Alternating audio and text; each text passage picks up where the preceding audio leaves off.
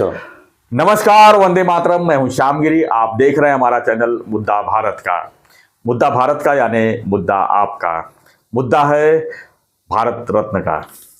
जी हाँ, भारत रत्न की बात करें तो अभी कुछ दिन पहले जो है बिहार के पूर्व मुख्यमंत्री कर्पूरी ठाकुर को भारत रत्न की घोषणा हुई थी। उसके बाद अयोध्या में राम मंदिर के उद्घाटन के बाद जो है तुरंत आडवाणी जी को जो है भारत रत्न का घोषणा की गई। अब केंद्र सरकार द्वारा 3 नाम का जो है घोषणा आज की गई है, जिसमें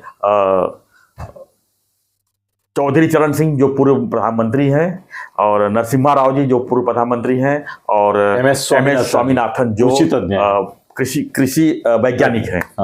इनके नामों की घोषणा की गई है। और भी कुछ नाम आ सकते हैं, क्योंकि अभी चुनाव का माहौल है और ऐसे में जो है भारत रत्न तो मिलना चाहिए। जो उस काबिल हैं उनको भारत रत्न मिलना चाहिए, और भारत रत्न का सम्मान जो है काफी मायने रखता है। और 1 डजन लोगों को भारत रत्न देंगे, मगर स्वतंत्र वीर सावरकर को नहीं देंगे। ये बड़ी विडंबना की बात है कि और 50 लोगों को देंगे भारत रत्न, मगर सावरकर जी को नहीं देंगे।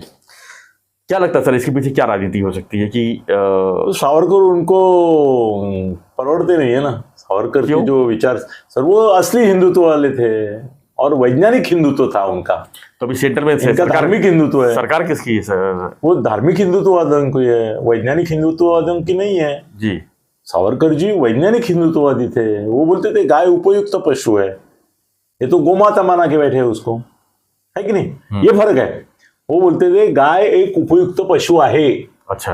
हाँ, वो गोमाता वगैरह नहीं है, ऐसा बोलने वाले वो थे और वैज्ञानिक थे। वो जो अंधश्रद्धा है उसके खिलाफ थे। तो इनको वो उनका जो हिंदुत्व है वो परवड़ेगा ही नहीं, इसके लिए वो उनको नहीं दे सकते, देते भी नहीं है। कहाँ दिया है? हिंदू महासभा को इन्होंने कभी पास में लिया? अलग से जनसंघ स्थापन किया, जबकि हिंदू महासभा थी देश में, नहीं लिया इन्होंने। सर, हिंदुत्ववादी नेताओं को भी एक अंतर पे रखा। जब भी उनको लगा कि ये जैसा भारी हो रहा है तो बड़े बड़े नेताओं को बाजू में किया ना। आडवाणी को किया वो बात नहीं है, पर दूसरे भी बहुत हिंदुत्ववादी नेता हैं, उनको बाजू में रखा है उन्होंने। तो सावरकर उनको परवड़ते नहीं है, इसके लिए नहीं करते उनको। तो 50 भारत रत्न और देंगे, मगर जो इनको दिया है उसके बारे में बोलो सर। जी चलो, पहला मैं बात करता हूँ चौधरी चरण सिंह जी के ऊपर, जो कहाँ से बिलोंग करते थे सर? उत्तर प्रदेश से। तो क्या जानकारी है? चौधरी चरण सिंह ये भारत के पहले प्रधानमंत्री और पॉलिटिशियन है कि इस देश में जो अवसरतावाद है, अपॉर्चुनिस्ट पॉलिटिक्स, उसके वो बाप थे। तो शेतकरी नेता थे बहुत बड़ा, ये भी है। मगर इस देश में राजनीति में ये जो सौदेबाजी है उसमें वो चतुर थे। वो उत्तर प्रदेश के भी मुख्यमंत्री थे एक जमाने में। हाँ, और बाद में पंतप्रधान भी बने, मगर वो सब सौदेबाजी का ही मामला था। मगर उनके सौदेबाजी में एक खासियत ये थी कि कुछ मामलों में वो प्रिंसिपल थे। जैसे इंदिरा गांधी और इन लोगों ने इनको बोला कि हमारे जितने आड़ी बाड़ी के ये है खटले, उनके ऊपर बहुत सारे हुए थे, वो सब आप विड्रॉ करो, नहीं तो आपकी सरकार गिरेंगे। क्योंकि कांग्रेस के पाठिंबे से इनकी सरकार चल रही थी, जनता दल की गई थी, बाद में इनकी बनी थी। तो सर उन्होंने बोला कि देखो कि जनता का ये जो इमरजेंसी का पीरियड है आपका, उसमें जो आपने अन्याय अत्याचार किए हैं उसके बारे में लोकमत जो है बहुत खिलाफ है आपके, वो हम विड्रॉ करेंगे आपके केसेस, तो हमारी बदनामी भी हो जाएगी और मैं नहीं करूँगा, चाहे तो आप सरकार गिरा सकते हो। उन्होंने गिरा दी इनकी सरकार, चरण सिंह। हाँ, तो एक सौदेबाज भी थे, मगर कुछ बातों में उनका ये भी था, मतलब प्रिंसिपल थे और किसानों के लिए लड़ते थे। सर, ये चौधरी चरण सिंह के बेटे थे तुम्हारे अजीत सिंह, और अजीत सिंह के बेटे हैं जयंत सिंह। अभी तो अभी ऐसा हो गया कि ये अजीत सिंह जो थे इंडिया में जाते जाते अंदर गए थे आधे, मतलब हाथ अंदर गया था, पाँव एक बाहर था। अभी वो पीछे हो गए और ये जयंत सिंह इंडिया में आ गए। तो अपॉर्चुनिटीज होने का जो मामला उनसे शुरू हुआ था वो अभी तक कायम है। अजीत सिंह भी ऐसा कभी चुम्मा चुम्मी सबको ये साथ करते थे। अजीत सिंह से मेरा परिचय से अपने जो शेखर चेट्टी साहब हैं उनके थ्रू एक बार पर्सनली मैं उनको मिला हूँ।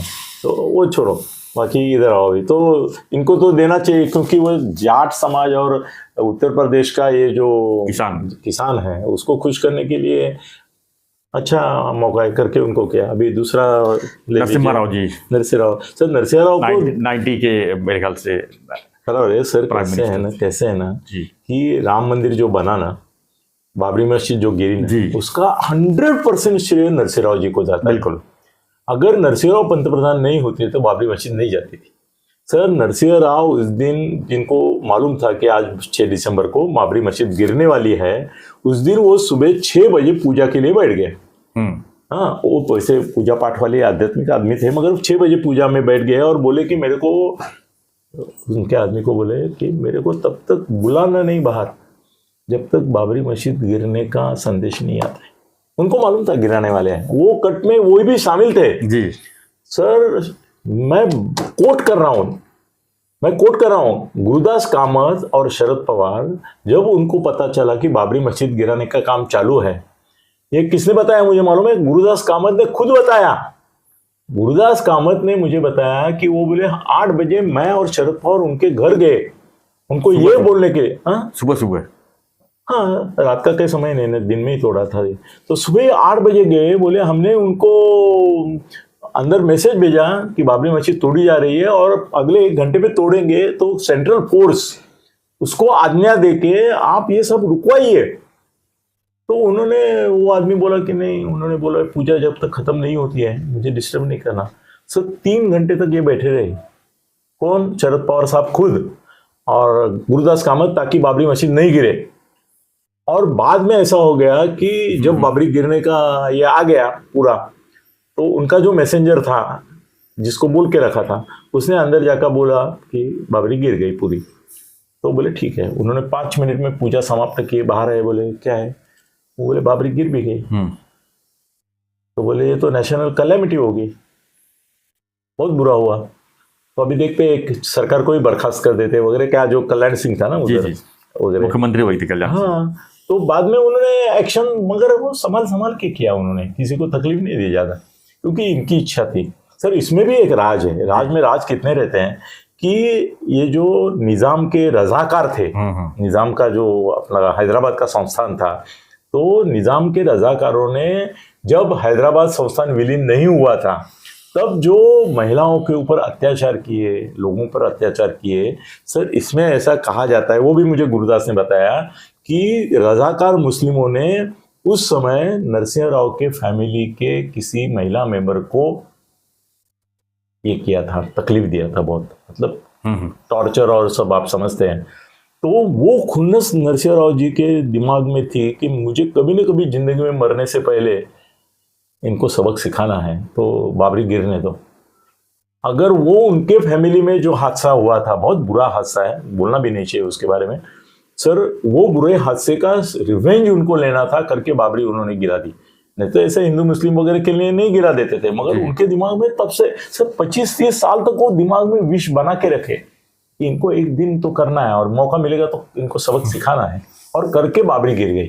तो राम मंदिर बनने के बाद एक आडवाणी को भारत रत्न देना जितना जरूरी था, उतना ही वो गिराने देने के वाले नरसिंहराव जी को भी देना जरूरी था। असल में मेरे मन में आया था, कभी कभी मोदी और मैं एक ही सोचते हैं। मैंने भी बोला भाई इन्होंने तो गिराने का काम किया, मगर गिराने की परमिशन तो नरसिंहराव ने दी। उसका पूरा इतिहास मुझे मालूम था। मैं बोला नरसिंहराव को देना चाहिए भारत रत्न, और आज दे दिया। क्या मोदी साहब मेरा भी मन पड़ते हैं। अभी आते वो स्वामीनाथन के बारे में मुझे इतना ही मालूम है, वो बड़े कृषि तज्ञ थे, और बाकी कुछ मालूम नहीं है। कुछ ना, ये साइंटिफिक वगैरह लोग रहते हैं ना, उनके बारे में आपने को जानकारी नहीं होती है। अंदर बहुत काम करते हैं। हाँ, और दूसरा ऐसा है कि हम लफड़ेबाज लोगों के पीछे पड़े, पत्रकार है ना, हम वैज्ञानिक और इनके पीछे पड़े नहीं है, तो उनको दिया ठीक है। अभी और 2-4 लोगों को देंगे। पॉलिटिक्स है, सब राज्यों में, बिहार में जीतना था नीतीश को लाना था, उधर कर्पूरी ठाकुर को दिया। वो सर क्या है ना, जिनको लोग भूल गए, उनके पार्टी के भी वो लोग जगह दिए। हाँ, उनको भी भारत रत्न देके जगह रहे कि भाई देखो अपने हमने बिहार को दिया, अभी एक यूपी को दिया। ये कांग्रेस तो यही कह रही है कि चुनाव का जो है एक तो बोलना ही चाहिए ना, मगर वो भी यही करते हैं जी, वो भी यही करते हैं। चुनाव आता तभी देते हैं। हाँ भाई, उन्होंने भारत रत्न मेरे ख्याल से मनमोहन सिंह को भी दिया है, एक बार चेक करो। नहीं दिया, आज नहीं, हमारे क्यों नहीं है, नहीं दिया, मालूम नहीं मुझे, मगर दे सकते थे जी, वो किसी को दिए थे। चलो आगे, बस ये 3 नाम था। तो हम इसमें मैंने ये बड़ा गौप्यस्फोट किया कि नरसिंहराव को देना चाहिए था और दे दिया उनको। तो हम जो है 3 हो गए, चौधरी चरण सिंह जी को, नरसिम्हा राव जी को और MS स्वामीनाथन जी को जो है हार्दिक हार्दिक शुभेच्छा देते हैं कि और सर ये भारत कैसा रत्न मिला करें, है। देखो पहले कर्पूरी ठाकुर को दिया, उस दिन आडवाणी का नाम अनाउंस कर सकते थे, नहीं किया, क्योंकि फिर कर्पूरी ठाकुर का महत्व नहीं रहता। बाद में आडवाणी जी को दिया, उस समय इनको नहीं दिया, आज 3 का एकदम होलसेल में दे दिया। अभी भी दे देंगे, उसमें क्या है, भारत रत्न ऐसा क्या है, एक सर्टिफिकेट तो देना है, उसमें क्या है? महत्व है सर, भारत रत्न एक सबसे बड़ा सम्मान है भारत का। सर देखो हमारे आडवाणी जी को, मोदी जी को, पाकिस्तान ने भी वो पाकिस्तान है निशान वगैरह ऐसा कुछ है ना, निशान है पाकिस्तान, वो दिया हुआ है। मतलब पाकिस्तान का सर्वोच्च किताब हमारे प्रधानमंत्री को भी कई बार मिल चुका है, ऐसा कहीं नहीं है। एक सर्टिफिकेट देना ज्यादा छापा बट सर्वोच्च सम्मान मिलना बहुत गर्व की बात होती है। हाँ, गर्व हर की बात किसी होती के है, लिए। तो वो मानने पर है सर।